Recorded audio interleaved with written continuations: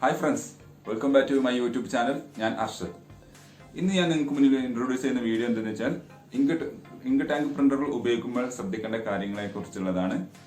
കാരണം ഇപ്പോൾ കോമൺ ആയിട്ട് എല്ലാവരും യൂസ് ചെയ്യുന്ന പ്രിന്ററാണ് ഇങ്ക് ടാങ്ക് പ്രിന്ററുകളാണ്. ലേസർ ഇട്ട ഡെസ്ക് ജെറ്റ് മെഷീനിൽ ഒഴിവാക്കി ഇപ്പോൾ പല ആളുകളും ഇങ്ക് ടാങ്ക് പ്രിന്ററുകളാണ് ഉപയോഗിക്കുന്നത്. അപ്പോൾ ഈ ഒരു 2-3 കാര്യങ്ങൾ ശ്രദ്ധിച്ചാൽ നിങ്ങൾക്ക് നിങ്ങളുടെ പ്രിന്ററിന്റെ മാക്സിമം ലൈഫ് നിങ്ങൾക്ക് യൂസ് ചെയ്യാൻ കഴിയും. അപ്പോൾ വീഡിയോ കാണുന്നതിന് മുമ്പ് എന്റെ ചാനൽ സബ്സ്ക്രൈബ് ചെയ്യാത്തവരാണ് എന്റെ ചാനൽ സബ്സ്ക്രൈബ് ചെയ്യാമെന്ന് പറയുന്നു. കൂടെയുള്ള ബെൽ ബട്ടൺ നിൽക്കുകയാണെങ്കിൽ എന്റെ പുതിയ വീഡിയോസിന്റെ നോട്ടിഫിക്കേഷൻ നിങ്ങൾക്ക് ഫോൺ ലഭിക്കും. ഷെയർ ചെയ്യാനും കമന്റ് ചെയ്യാനും ലൈക്ക് അടിക്കാനും മറക്കരുത്. അപ്പൊ നമുക്ക് ആ വീഡിയോ കാണാം.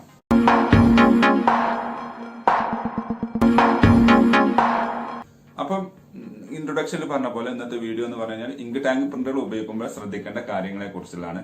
അപ്പൊ ഇങ്ക് ടാങ്ക് പ്രിന്ററിൽ ഫസ്റ്റ് ശ്രദ്ധിക്കേണ്ട കാര്യം എന്തെന്ന് വെച്ചാൽ പ്രിന്റർ ഓഫ് ചെയ്യുമ്പോൾ അത് പറഞ്ഞിട്ടുള്ള മെത്തേഡ് തന്നെ ഓഫ് ചെയ്യാൻ ശ്രദ്ധിക്കണം. അതായത് പ്രിന്ററിലുള്ള പവർ ബട്ടൺ പ്രസ് ചെയ്തിട്ട് വേണം പ്രിന്റർ ഓഫ് ചെയ്യാൻ. ഒരിക്കലും ടി വി ഓഫ് ചെയ്യുന്ന പോലെ നമ്മൾ പ്ലഗിൽ സ്വിച്ച് പോയി ഓഫ് ആക്കുകയോ അല്ലെങ്കിൽ കറണ്ട് പോകുമ്പോൾ ഒറ്റയടിക്ക് ഓഫ് ആവുകയോ ചെയ്യാൻ പാടില്ല.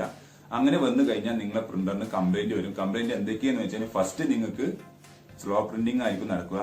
പിന്നെ ഇങ്കിന്റെ മൈലേജ്, അതായത് ഇങ്ക് പെട്ടെന്ന് തീർന്നു പോകാനുള്ള കാരണം ഒന്ന് ഇതാണ്. പിന്നെ ഒന്ന് വൈകാതെ നിങ്ങളെ ഹെഡിനും കംപ്ലൈന്റ് വരുന്നതാണ്. അപ്പം ഈ ഒരു കാര്യം പ്രത്യേകം ശ്രദ്ധിക്കേണ്ടതാണ്. ഞാൻ കണ്ട ഹെഡ് പോയ കസ്റ്റമർക്കൊക്കെ ശ്രദ്ധിച്ചിട്ടുള്ളത് അവർ ഇംപ്രോപ്പർ ഷട്ടും കൂടുതൽ ചെയ്യുന്ന ആളുകളാണെന്നാണ്. അതായത് ശരിക്കും ഓഫ് ചെയ്യാത്ത കസ്റ്റമർക്കാണ് ഞാൻ ഏറ്റവും കൂടുതൽ ഹെഡ് മാറ്റിയിട്ടുള്ളത്. അപ്പം ആ കാര്യം പ്രത്യേകം ശ്രദ്ധിക്കണം. ഓഫ് ചെയ്യുന്നത് വെരി ഇമ്പോർട്ടന്റ് കാര്യമാണ് ഇങ്ക് ടാങ്ക് പ്രിന്ററിൽ. അത് പ്രിന്ററിലുള്ള പവർ ബട്ടൺ പ്രസ് ചെയ്തിട്ട് വേണം അത് ഓഫ് ചെയ്യാൻ. രണ്ടാമത്തെ കാര്യം എന്താ വെച്ചാൽ don't use non genuine ink. അതായത് ഒരിക്കലും ഇങ്ക് ടാങ്ക് പ്രിന്ററുകൾ ഡ്യൂപ്ലിക്കേറ്റ് ഇങ്ക് യൂസ് ചെയ്യാൻ പാടില്ല. അതിൽ ഒറിജിനൽ ഇങ്ക് തന്നെ യൂസ് ചെയ്യണം. ഇത് ഞാൻ പറയാൻ കാരണം എന്തെന്ന് വെച്ചാൽ പല കസ്റ്റമറും ഇത് മനഃപൂർവ്വം വാങ്ങുന്നതല്ല.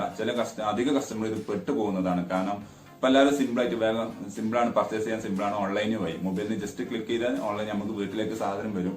അങ്ങനെ ഈ ഓൺലൈനിൽ വാങ്ങുന്ന 99% ഇങ്കും ഡ്യൂപ്ലിക്കേറ്റ് ഇങ്കാണ്. അത് പ്രത്യേകം ശ്രദ്ധിക്കണം നിങ്ങൾ എല്ലാവരും. കാരണം അവരുടെ ഡിസ്ക്രിപ്ഷനിൽ ചിലപ്പോൾ ജെന്യൂൻ ഇങ്ക് അല്ലെങ്കിൽ company service centre warranty ink എന്നൊക്കെ കൊടുത്തിട്ടുണ്ടാവും, അവരുടെ സർട്ടിഫിക്കേഷൻ ഉണ്ടാവും. പക്ഷെ അത് ഇന്ന് യാതൊരു കാലം അത് വരുന്നത് നിങ്ങൾക്ക് ഡ്യൂപ്ലിക്കേറ്റ് ഇങ്കാണ് വരുന്നത്. നിങ്ങൾക്ക് സിമ്പിൾ ആണ്. നിങ്ങൾ നിയറസ്റ്റ് ഷോപ്പിൽ പോയി കഴിഞ്ഞാൽ അവിടെ നിങ്ങൾ നാട്ടിലുള്ള അടുത്ത ഷോപ്പിൽ പോയി അവരോട് ചോദിച്ചു കഴിഞ്ഞാൽ അവർ ജെന്യൂൻ ഇങ്ക് തന്നെ നിങ്ങൾക്ക് സപ്ലൈ ചെയ്തുള്ളൂ. നിങ്ങൾക്ക് അതിലും വിശ്വാസം ഇല്ലെങ്കിൽ കുഴപ്പമൊന്നുമില്ല. അവരെ കഴിഞ്ഞ് ചെറിയൊരു ബില്ലോ ഗേറ്റ് പാസോ എന്തെങ്കിലും ഒന്ന് വാങ്ങിയാൽ മതി. എന്നിട്ട് എന്തെങ്കിലും പ്രശ്നം വരികയാണെങ്കിൽ നിങ്ങൾക്ക് ചോദിച്ചിട്ടുണ്ടല്ലോ ഇത് എവിടുന്ന വാങ്ങിയത് എന്നുള്ളത്. മറ്റേത് നിങ്ങൾ ഓൺലൈനിൽ വാങ്ങി കഴിഞ്ഞാൽ പിന്നെ അതിനെ കുറിച്ച് യാതൊരു അഡ്രസ്സും ഉണ്ടാവില്ല. നിങ്ങളെ ഹെഡിന് വേഗം കംപ്ലൈന്റ് വരും.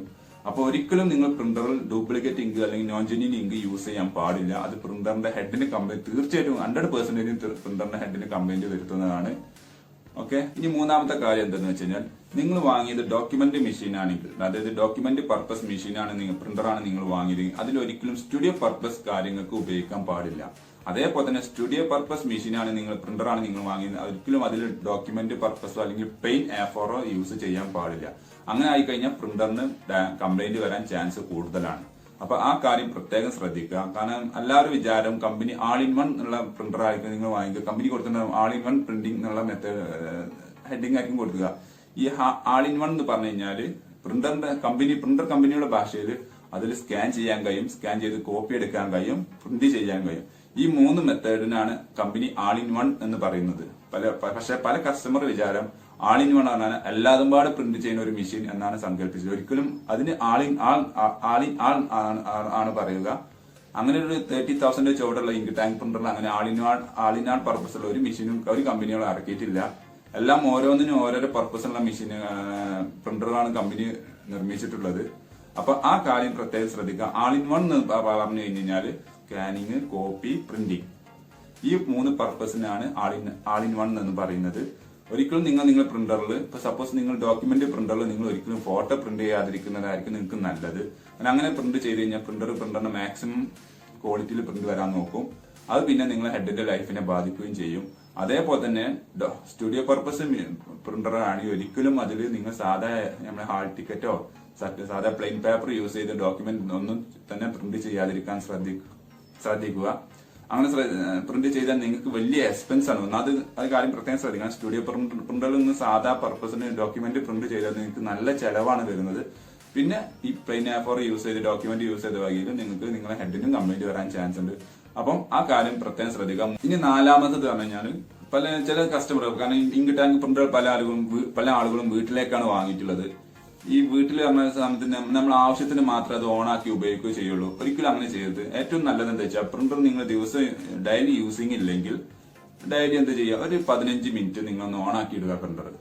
അറ്റ്ലീസ്റ്റ് 15 മിനിറ്റെങ്കിലും. ഇനി ഉപയോഗിക്കാൻ ഒരു മാറ്റർ ഒന്നും ഇല്ല എന്നുണ്ടെങ്കിൽ തന്നെ നിങ്ങൾ 15 മിനിറ്റ് ഒന്ന് ഓണാക്കി ഇടുക. എന്നിട്ട് അത് കഴിഞ്ഞതിന് ശേഷം ഞാൻ ഫസ്റ്റ് പറഞ്ഞ പോലെ പ്രോപ്പർ ആയിട്ട് തന്നെ പ്രിന്റർ ഓഫ് ചെയ്ത് വെക്കുകയും ചെയ്യുക. ഇങ്ങനെ ചെയ്തു കഴിഞ്ഞാൽ നിങ്ങൾക്ക് എന്താ വെച്ച് കഴിഞ്ഞാൽ ഈ പ്രിന്ററിൽ എയർ കയറാനുള്ള ചാൻസ് ഒരുവിധം ഇല്ലാതാക്കാൻ കഴിയും. കാരണം നമ്മൾ കുറെ കാലം നമ്മൾ ആവശ്യമുള്ള സമയത്ത് മാത്രം ഉപയോഗിക്കുക, അത് കഴിഞ്ഞ് കഴിഞ്ഞാൽ ഓഫാക്കി ഇടുക ഒക്കെ ചെയ്ത് കഴിഞ്ഞാൽ പ്രിന്ററിൽ എയർ കയറാൻ ചാൻസ് കൂടുതലാണ്.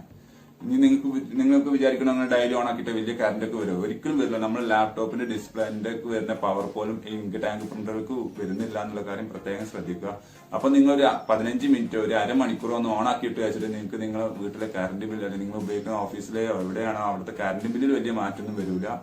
പക്ഷെ നിങ്ങൾക്ക് ഇങ്ങനെ ചെയ്യുന്ന വഴി നിങ്ങൾക്ക് നിങ്ങളുടെ പ്രിന്ററിന്റെ ലൈഫിന് കൂട്ടാൻ കഴിയും. അത് പ്രത്യേകം ശ്രദ്ധിക്കണം.